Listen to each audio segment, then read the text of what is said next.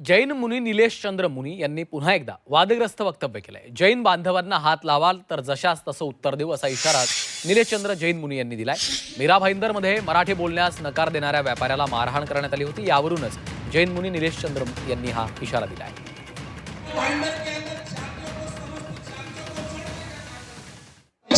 हमारे मीरा भाईंदर अभी बोल दिया, आता जर माझ्या मारवाडीला हात जर लागला तर तशाचं तसं उत्तर आमच्या 36 को देगा कि नहीं देगा।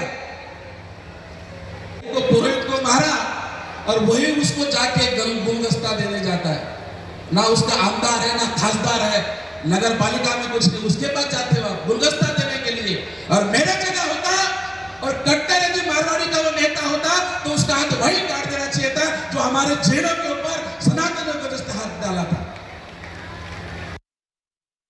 सगळेच इशारा एकमेकाला देणं सुरू आहे।